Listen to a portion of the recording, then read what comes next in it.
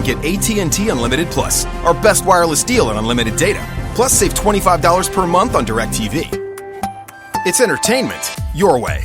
After 22 gigabytes of data usage, AT&T may slow speeds. Plan includes Stream Saver and videos will stream in standard definition unless you turn it off. $25 DirecTV savings requires AT&T Unlimited Plus. Credits start within 3 bills. Service prices subject to change. Other usage, speed, fees, charges, and restrictions apply. See att.com/unlimited for details. You're locked into Inception Radio Network, Superior, Wisconsin.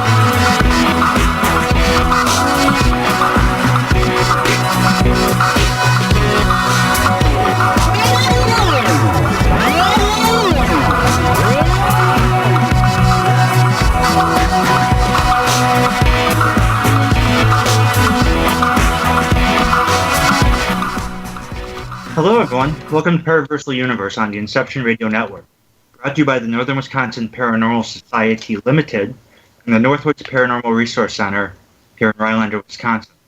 We're your hosts, Kevin and Jennifer Malek. Hello everybody. And hello to everyone in the IR and chat room. We look forward to your questions and comments as always. irnchat.com is the link for the chat room, so come join us there. Tonight's topic is primarily ghosts and haunted places, although we'll also be discussing metaphysics and demonology as well. Tonight's guest is paralogian and author Jason McLeod. We will bring him on in a minute, right after we do tonight's shoutouts. Shoutouts go to those individuals and organizations who share our show banners and archives for this week. Who do we have? Okay. For shout-outs, we have Walter Brooks, author of The Thoughts of Christos, Cindy Lou, Bizarro World, Howie O'Dell of The Rift, Jason Bland of Paranormal Soup, Dr. Dawn Rogers, Secret Souls Gateway, Lisa Reynaga, just short of Crazy Radio, Bill Amels, Virginia Smith, the original Paranormal Pirate, Debbie Grassberger Schmoll, and Grins Paranormal. Thank you to those people who shared our banners. We really appreciate it. And shout out to, of course, everyone in the chat room as well. The regulars, and hi Mary Sutherland, and hi Bill Amels. Good to see you. Of course, my mom is there, and Sudan and Max and MJ and everyone. So hello, and okay. Why don't we bring our guest out? Yes, let's please. Jason McLeod is a paranormal investigator, spiritualist, and empath. He's been the last 28 years helping individual families deal with both human spirits who linger in their lives and the inhuman spirits who seek to ruin them. His training and experience began by following in the footsteps of his close personal friends and mentors, the late Ed Warren and his wife Lorraine, best-selling authors, demonologists, movie consultants, who started the modern ghost hunting craze that thrives today. He conducts engaging presentations on the subjects of spirituality, consciousness, quantum physics, meditation, metaphysics, paranormal investigation, and demonology.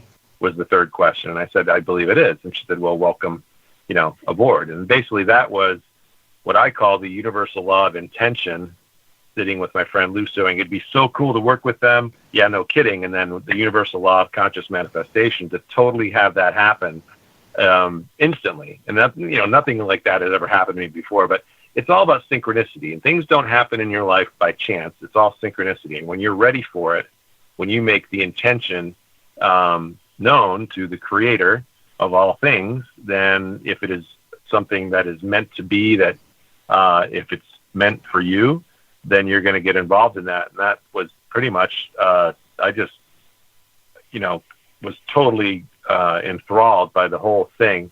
And, that Monday night class is pretty much, it was probably 10, 15 people, sometimes 20, from all over Connecticut, who were very serious people interested in exploring this phenomena.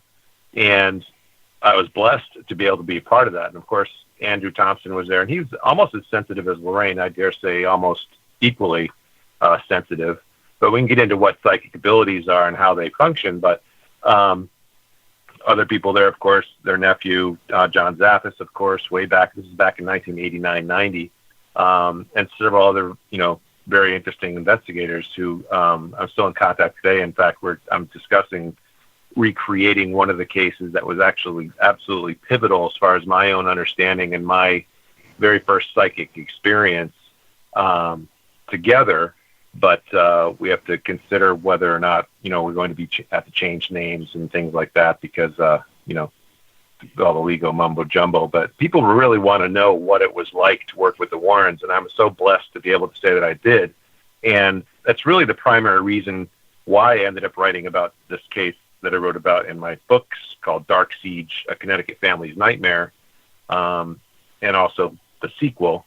And there's a reason I had to divide them as well. But that's where I really just hit the ground running working with the Warrens. And Lorraine said, the more that you're involved in work of this nature, the more your sensitivities will increase, and we'll see what those turn out to be over time. And we can get into that as well. So I'm not sure where you want to go with this, but I can go down any road or down any path that you'd like to steer me down tonight. So far, you're going right down the list. I must say, this is awesome. It's wonderful. What an honor it must be to have worked with them, and that whole collective, that whole unit of people. And definitely. I've always believed that we don't believe in there are no coincidences. But I always said a true coincidence would be, or is more paranormal than any paranormal event. Just because I don't believe in coincidences, so that's an amazing story, and you can't get any more. What would you call it? It's like the law of attraction, which you put out to the universe, you get back. Yeah. Right, and it wasn't, like I said, when I read that book, I at that time I was not ready in my own mind, in my own heart, and I said, nope, not for me right now. But it was 86 at that time, so it was 1980, late 89, early 1990. That it just, everything just came together, and that was the way it happened. But what was interesting is I was actually at the time attending Sacred Heart University right in Fairfield, Bridgeport line, and it was a Catholic university, and they all got wind that I was working with the Warrens, and I was always interested in writing as a young man. I was writing screenplay and things, and I was writing for the Sacred Heart University Spectrum newspaper a column called Hauntings that I wrote, and it was basically all about the cases that we were investigating and so forth, and that was really well received by everybody on campus. And of course, they all know who the Warrens were because they would go to Sacred Heart for their college lectures. In fact, I attended a couple of those a couple of times. And the most terrifying thing that they ever, they would show slides. Keep in mind this is back in the 90s time frame, and they did it through the 80s as well. But it was all slides and audio cassette, footage and things like that. And the most terrifying thing was always the screechy voices that took place. That was in a case called the Enfield Voices, and that was what Ed called it. It turned out to be the movie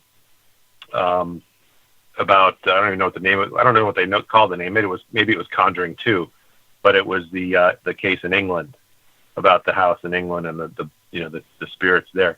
But that was always the most terrifying for the students that were there to listen to the lectures, and many people would actually walk out because they couldn't take it. They were really terrified about what was going on. And but I was always eager to go and pretty much participate in anything that I was given the opportunity to participate in. And I can go into some of those cases in detail if you want. I'm actually going to be writing about them from my own perspective. And, but I remember very clearly the very first case that Lou and I went on. This is actually an interesting story. I've done so many of these shows, I don't know what I've said in the past, but so during the Monday night meeting, the Warrens would explain the cases that they've become aware of, ask for volunteers or just pretty much handpick people to go on these specific cases. And there was a case that they talked about that happened actually in Devon, Connecticut. And it was a newlywed couple. They just had a baby. They moved into a house that they purchased. It was a small house, 2-story. The upstairs was just a bathroom, a hallway separating 2 bedrooms. And every night they said the spirit, a full specter would come through the wall of this woman. Specter of this woman would come through the wall right in their bedroom, walk down the hallway, stop in front of the baby's crib, scare the baby out of its wits, walk through the crib and disappear every night like clockwork. And I said, well, okay. So they signed Lou and I to go to this case alone, representing the Warrens on our very first night. Well, that was Lou's second class and mine was the first, but I was actually dumbfounded. I was like, are you serious? So we got to go, and I borrowed my mom's camcorder, old VHS camcorder. So again, this is back in 90, and set it up on a tripod in the parents' bedroom, aiming at the wall where she would come out. I drew the blinds, lit some candles, and then Lou and I and the husband and wife waited in the baby's room, peering down the hallway, waiting for this woman to come floating down the hallway to stop in front of the baby's crib. Well, as we're all peering down the hallway, we were looking, the 4 of us, and it was like lightning went off. It was like this bright blue violet flash of light, like a ball of lightning went off, like in a flash. And we all just stared at each other with our mouths hanging slack, saying, did you see that? We all saw it. And about 5 minutes later, we decided to walk. We were waiting patiently to see if, this woman was going to come down, but nothing happened. But we walked into the bedroom, and we smelled a very overpowering, sickly sweet almond smell for some reason. And then nothing more happened. So we went back into the baby's room and tried again, just waited patiently, staring down the hallway. And then 30 minutes later, exactly, another flash of light happened, but it was half as intense. When we went into the bedroom, the smell was half as intense. And when we decided to call it for the evening because nothing more happened, we put the tape into the VHS machine, watching it, and we're fast forwarding, seeing the candles flicker and so forth, waiting to see this bright blue flash of light. When we hit play, we heard my voice say, we've just experienced the second flash of light. There was absolutely nothing on the video cassette. And we're just pretty stunned. And then Lou said, "Did you hear that?" And we're like, "What?" And it was a heartbeat, very faint but very clear heartbeat sound. And he goes, "That is a diarthritic heartbeat." I think that's what he said. And then there was another heartbeat, and then a third type of heartbeat. Arthritic, diarthritic, and something else. I think those are the names. I'm not a medic, but he was absolutely like ghost white, no pun intended. And to hear these heartbeats, and we would have completely missed it, the 3 of us, the husband and wife and myself, because we're not trained medics to listen to very faint heartbeats. So when we went to the next Monday night, actually we dropped the tape off the next evening at their house, and then we all waited for the following Monday, where Lorraine pretty much explained that the woman was very much there, present in the house, but she wasn't going to give us the evidence that we were looking for on the tape. But what happened with that flash of light is, of course, it doesn't show up on the video cassette, and she didn't give any explanation for that, but other than she wasn't going to give us any proof.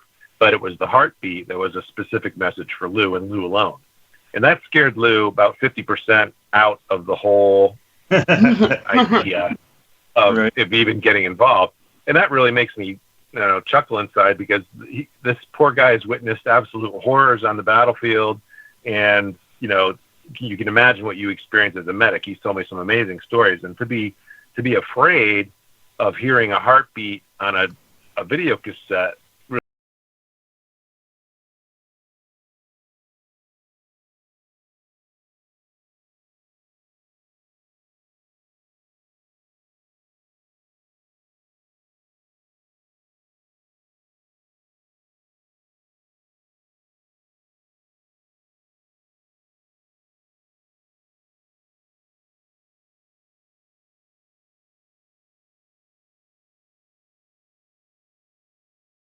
group will, or they all will, but there's no evidence on a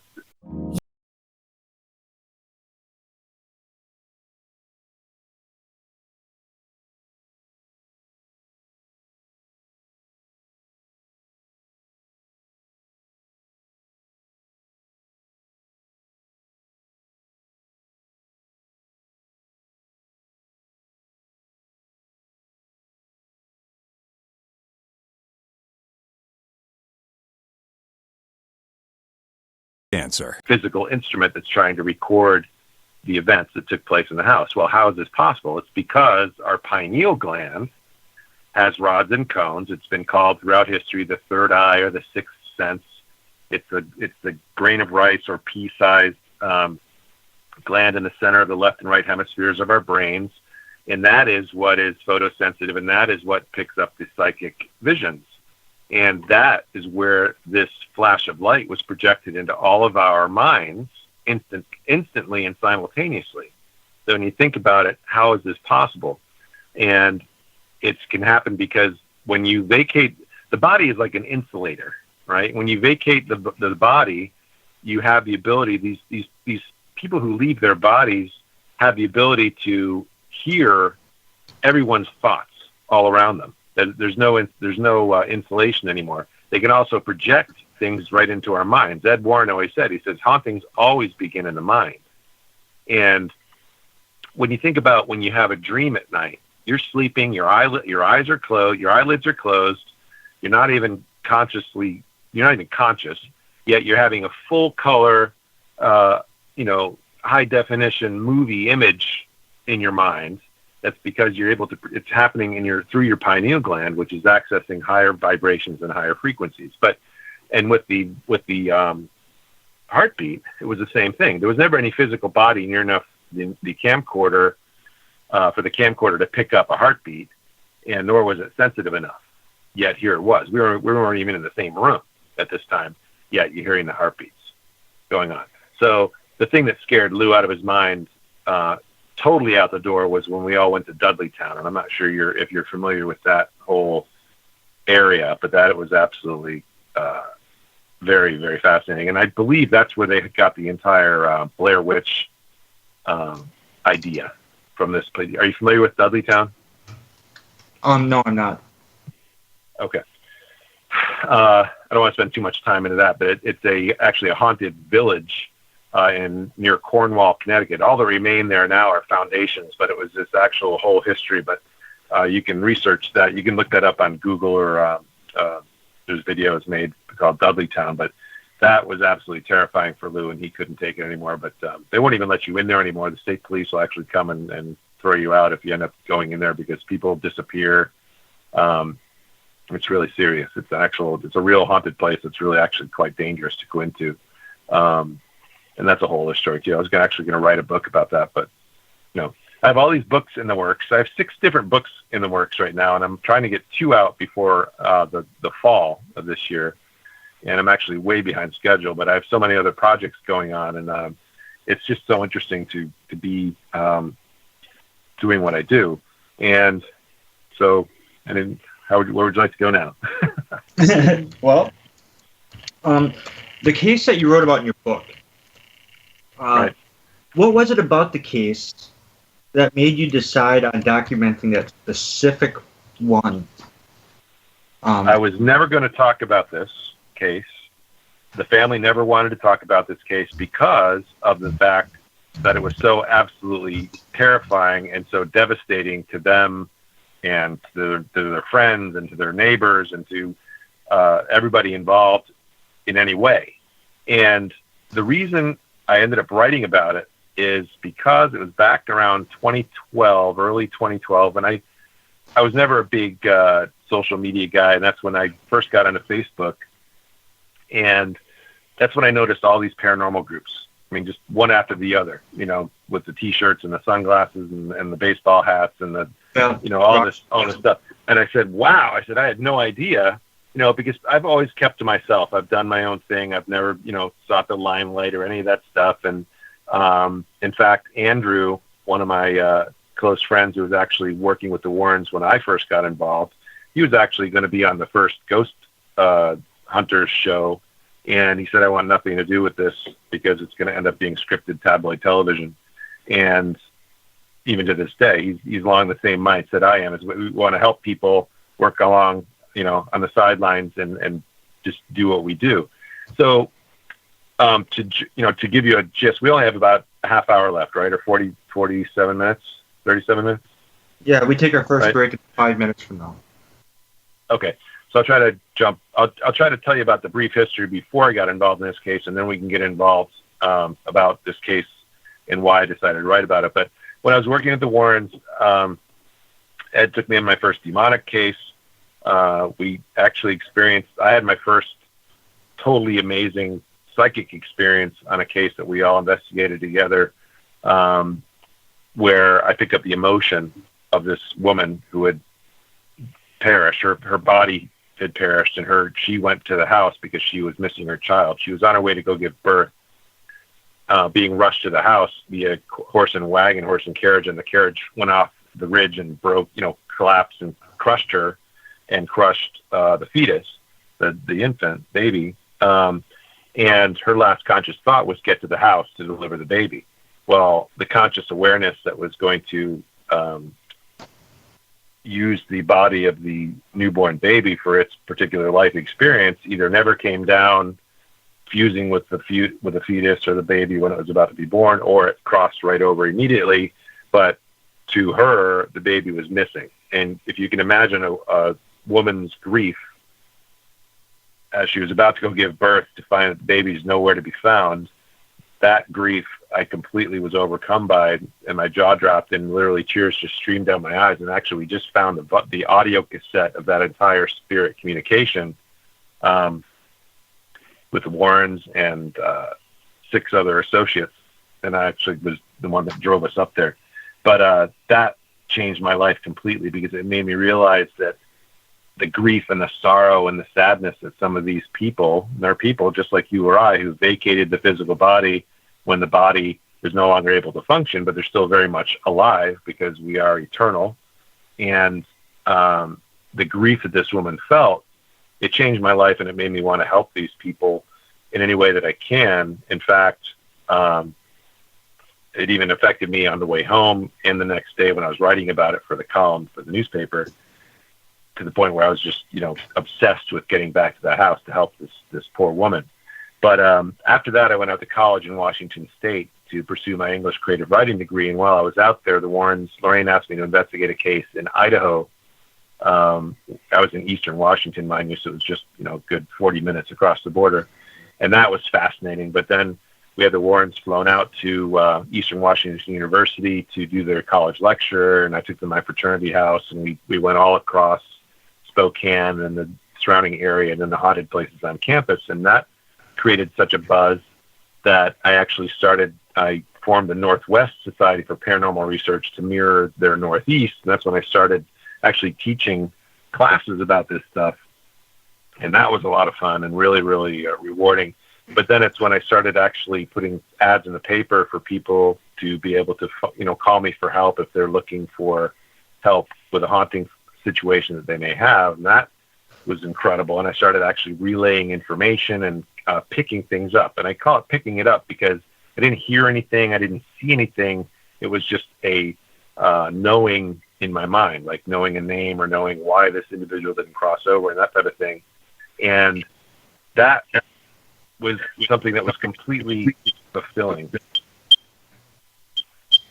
I think we were cutting out there. I couldn't really hear what you were saying. Oh no, it's about time to take our first commercial break. All right.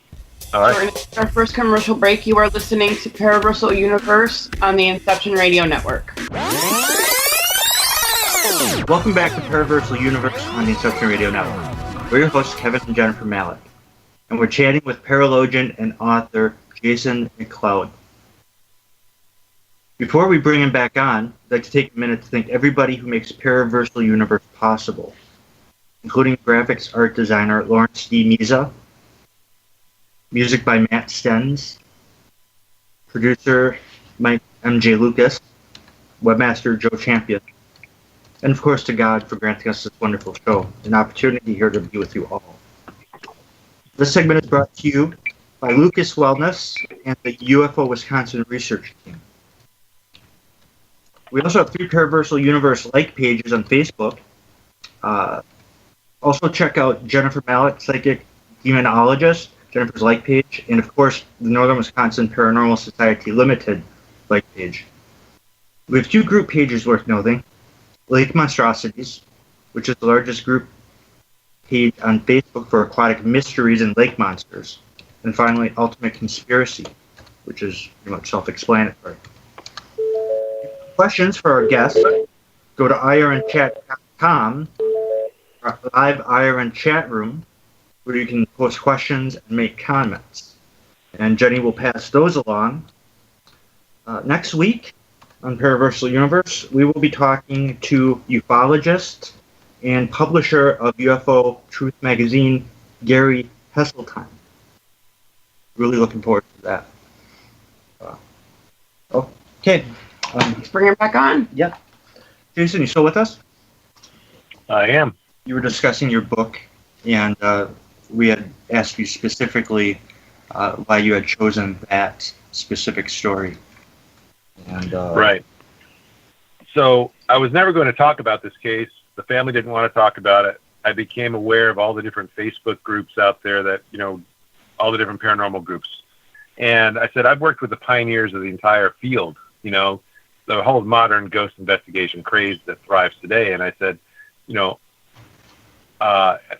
second reason is because of the rampant increase in Ouija board use. And that was always Ed Warren's, my mentor and friend's, most interesting warning was that the Ouija board is the most dangerous piece of negative occult paraphernalia there is.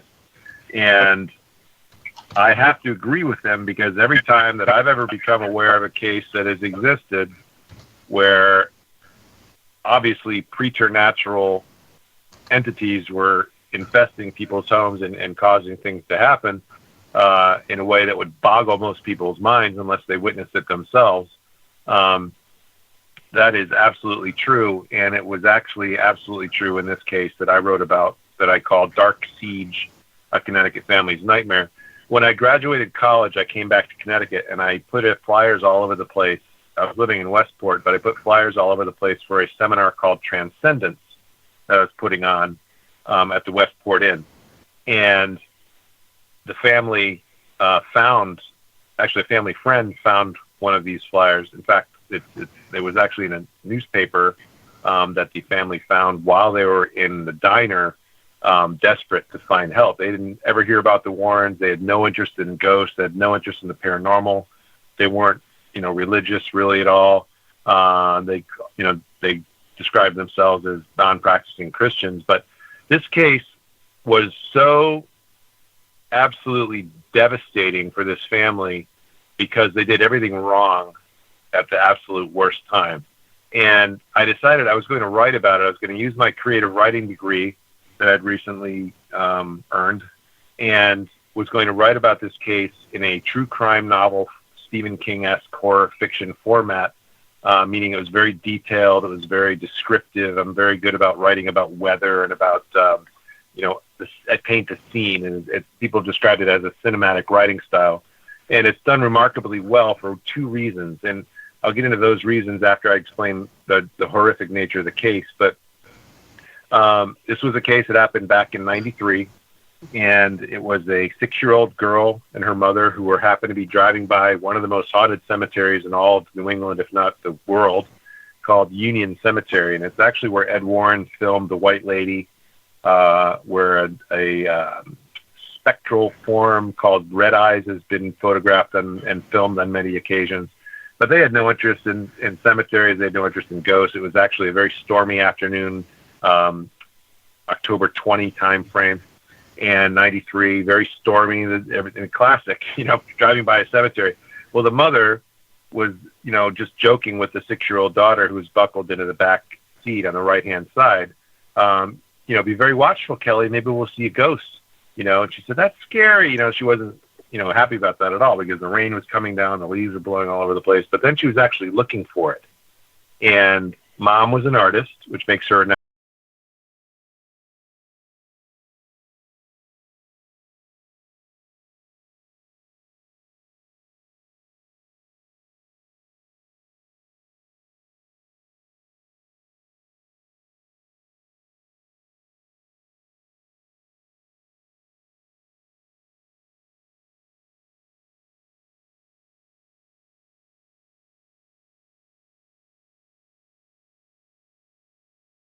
anyway, she was actually seeing a form walk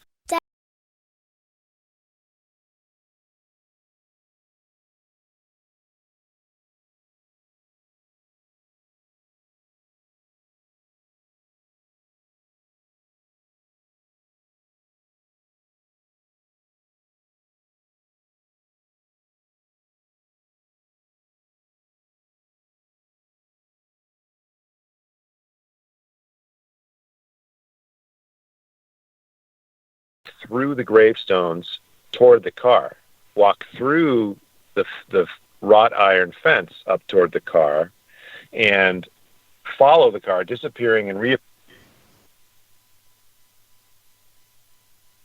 She was actually quite frightened about the storm, and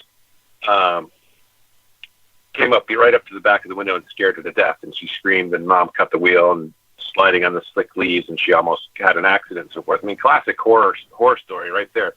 But when Mom questioned her and asked, why in the world are you screaming? And she was trying to explain how she saw the ghost.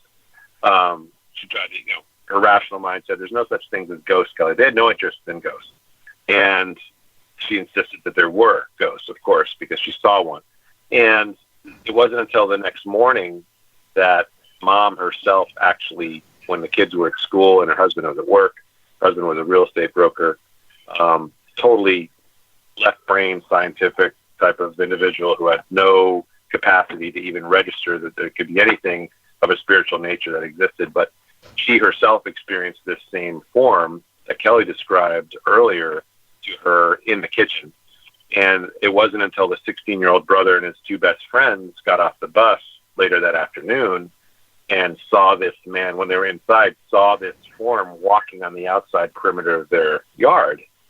And when they ran out onto the back lawn to confront him, it was actually snowing, and very early winter that year, which was really bizarre. But he completely vanished without trace, and when they looked back, the sliding glass door closed on them. And when they finally got back to the house and got inside, they started experiencing things that they couldn't explain. Right there, it was actually trying to make contact and cause problems for them. But they were absolutely frightened out of their minds at one point, and they decided they would go and buy a Ouija board at the Trumbull Mall. I don't know if Wonderful. Oh, boy. Well, they knew. Right? One boy said, that is really stupid idea, and the other one said, those things are stupid, they don't work. And the other one said, well, why not? What do we have to lose? So they didn't know. I mean, again, they didn't study any of this. They had no interest in it. They were just typical. I mean, back then, it really wasn't that much of a craze about all these ghosts, and there certainly weren't any television shows. It was just pretty much the Warrens, and that was it. But and they were pretty low key as well. So, and now it's just out of control. So they went to the mall and they brought the Ouija board home, and they actually had a very amazing, what I would determine to be angelic or spirit guide encounter. Right there was in the form of this elderly woman just standing right there when they were deciding whether or not to buy it at the shelves, where she says, boys, do yourselves a favor and put that back on the shelf. And they're just looking at each other, giggling, and when they look back, she's gone. And they're all on the track team, and Tyler actually ran out of the store trying to find this lady, and she was nowhere to be found. And when he got back to his friends, they'd already bought the Ouija board, and the store was closing. The metal grate was down. It was at the mall, and they were like, too late, we already have it. So they went back to the house and used it and started, the typical thing, right, where they use the board, and it moves a bit, and looking at each other all scared, and the other guy, giggles and says, okay, I moved it, or so forth, and just making the big joke like it is a game, because that's what it's sold as a game. But it's not a game. And it was made and manufactured in, of all places, Salem, Massachusetts, until recently. That's where Parker Brothers was. And if you look at the Parker Brothers logo, by the way, Google that, the freaking vortex, right? Yeah. They know what they're doing. Right? Oh, yeah, absolutely. So, anyway, they used the board. They got completely freaked out. And then the elder sister came home, and they tried to tell her that they were communicating with a ghost that was after Kelly. And she said, she was a 1 year older, but, to 16-year-old, 1 year is ancient. But, she was scolding them and saying, don't you dare say a word of this to Kelly or anything like that, or she'll, and she's like, that's a bunch of BS. And when they actually were in bed, classic 3 o'clock in the morning, and there's a reason behind that, of course. God, I feel like we're so pressed for time. I'm trying to really rush through this stuff. But it was an absolute horror show that very evening.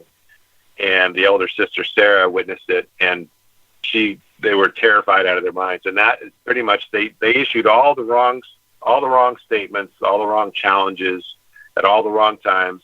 And there's, chances are things like this aren't going to happen to the average family, obviously, because it'd be so well known and it'd be so frequent. But if you open the wrong door at the wrong time, and the wrong things are on the other side of that doorway or gateway or stargate or portal or vortex, whatever you want to call it, and they come through and they basically accept your challenge. Ed Warren always says they cannot interfere in your life unless you give them permission to. And it could be something as simple as say, oh, well, prove to me you exist, or show me what you look like, or, take me on, or something like that. Whenever you're inviting them into your awareness, that's how this whole thing began.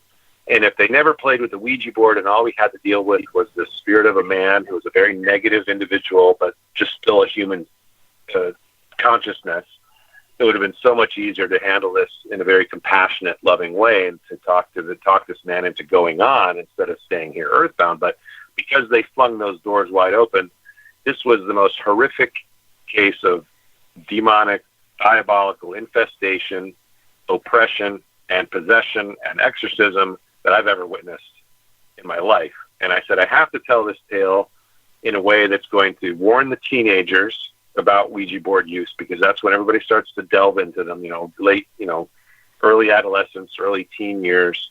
And because you think you're invincible, you think you know it all, you think nothing's going to affect you, and that it's all, just hocus pocus.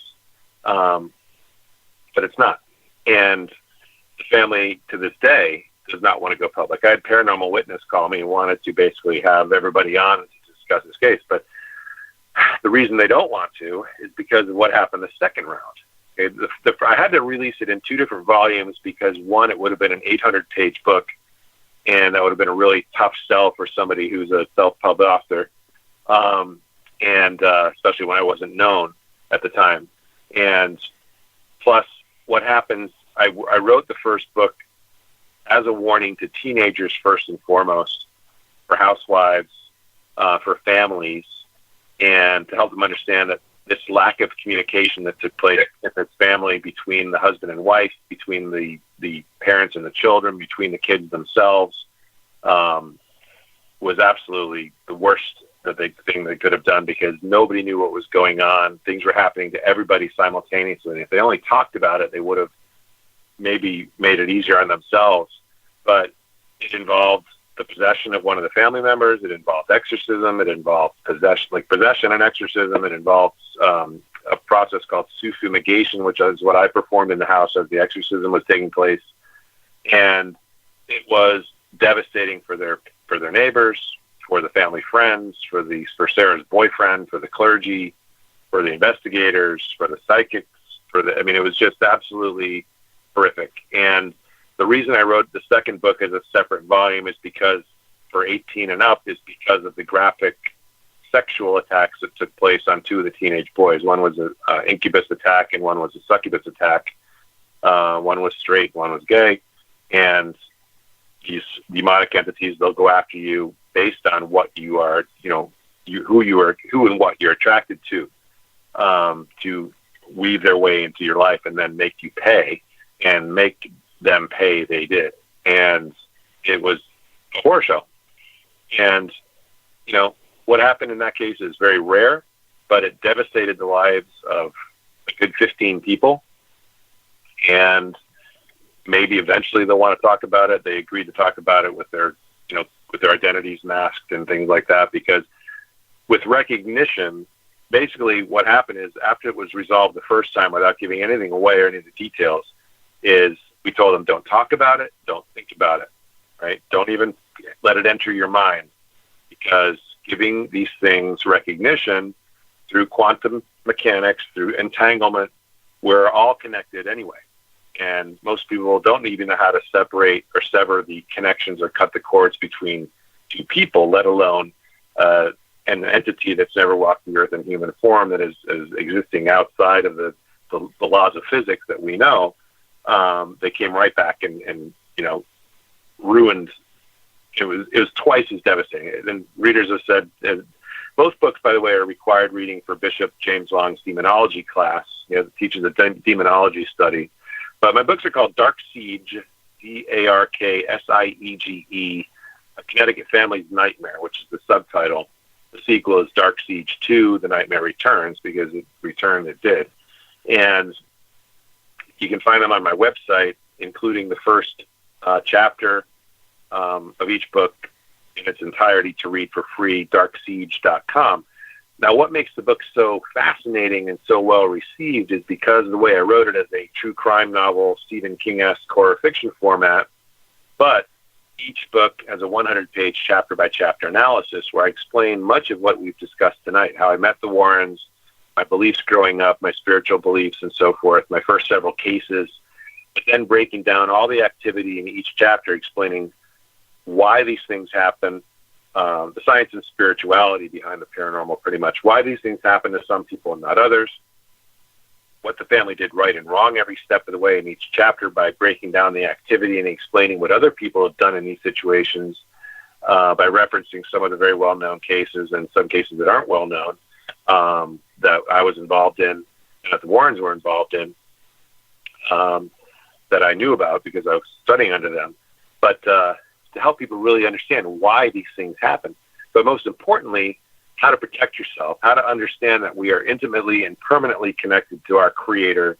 We have the light and the love of the Creator as our core source of energy. And when you know that, you believe that, and you understand, the most important message I have for everybody, I call myself a double agent because I go to these conventions, huge conventions like Scare Fest and Horror Fest and all the comic conventions and TerrorCon and I mean, whatever name you can think of. There's been a convention that I've been to, but it's I have a great table display and I sell my books and I talk to people and I try to help them understand, if you want real paranormal and you want to read a real story about what happened to this average American family who had no interest in the paranormal at all, here you go. But I call myself a double agent because I present a terrifying ordeal to people who are hungry for horror and terror and things like that. But it's the analysis section that is information that they would never go out and seek themselves, about the law of attraction, for instance, the law of intention or conscious manifestation, and how these things can come about, and how your thoughts and your feelings and your emotions can actually dictate what happens to you in this experience.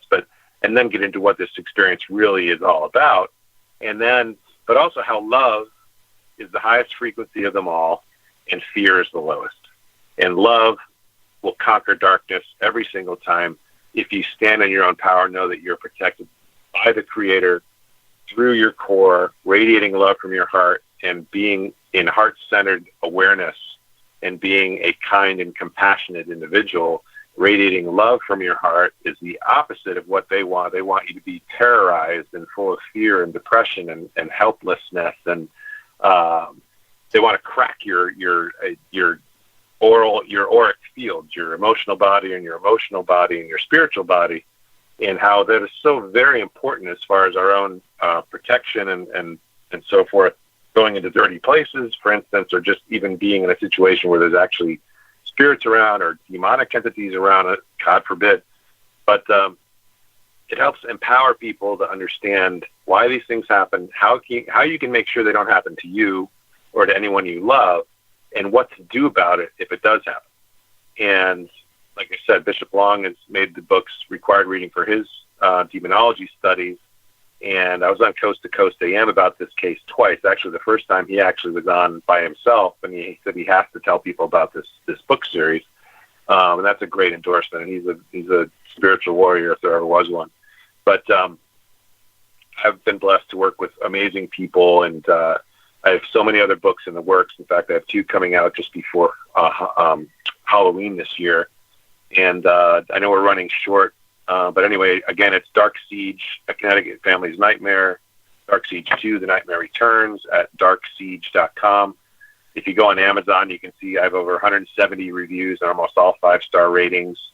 I encourage you, if you want an autographed copy, to get it through my website, because I sign it, autograph it, personalize it, and we'll mail it out. If anybody wants an autographed copy, that's the way to go. But any questions at this point, or? Well, the questions we had are so buried in the chat room. We have a couple of your photos up and had people chatting and whatnot. I do want to ask you, do you believe there's a spiritual awakening going on? Absolutely. Yeah. Everything is vibration. Everything is vibration. Everybody is, their frequency is raising. If you want to really accelerate the process, meditate, right?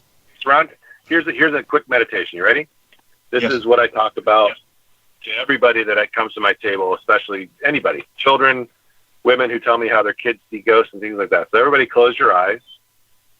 Take a deep breath, obviously, or 2. But visualize a golden golf ball-sized field of energy in your heart. And know this is the Creator's light and the Creator's love for you. I call it the God spark. And it is something that you're completely connected to at all times. You can never not be connected to the Creator, because I liken the Creator to the brilliant, glowing, radiant sun, and we're all sparks cast off from that Creator. We have that spark within us at our core. It is our energy field. It's our chi. It's our prana. It's our life force energy. So the God of the Creator of the universe is within, right? The kingdom of heaven is within. I and the Father are one. That's where those things come from. So I'm not talking about any spirituality, or not any organized religion, but I'm talking about spirituality, a connectedness that we all are now beginning to understand, and that's the awakening I'm trying to explain. Visualize this golden field of light in your heart start to expand into the size of a baseball. It's growing further into the size of a basketball, to a medicine ball. It's completely surrounding you in a perfect sphere of brilliant golden light. And just visualize this brilliant golden light and say, I am the love of God. I am the light of God manifested on this earth. And we all are. Nobody's any more special than anybody else. We're all part of the same substance. If you can be a heart-centered individual, meaning you're resonating in heart-centered awareness, meaning that you respect all life, right? From the smallest insect to the greatest form that you can imagine. And you're kind to one another, and you respect one another, the thing will spiral out of control. And that's the end of this control network that has been keeping humanity enslaved forever, keeping us full of fear, keeping us under the illusion that we're separate from one another, whether it's race or gender or nationality or any of those things. They're all just subdivisions. They're all just basically tribal mentality, us versus them. We're all in this together. We're all connected. All life is connected to this web, invisible web that is beyond our perception, that connects everybody in the entire multiverse together to our Creator.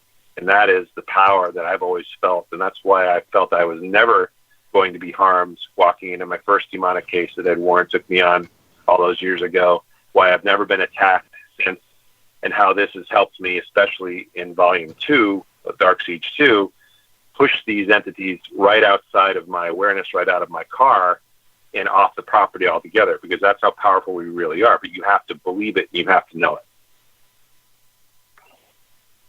That's awesome and well said. Thank you. You're welcome.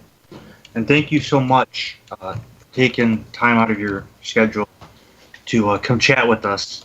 I know an hour goes by quick, but we really do appreciate the time you spent with us. And we definitely would like to have you back on in the future, because you can't cover all this stuff. And I appreciate the opportunity to be on, too. Thank you. You're welcome. So next week we have, as I said, ufologist Gary Hesseltine, publisher and ufologist with UFO Truth magazine.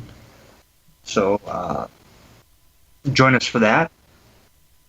To the believer, the evidence is overwhelming. And to the skeptic, there will never be enough.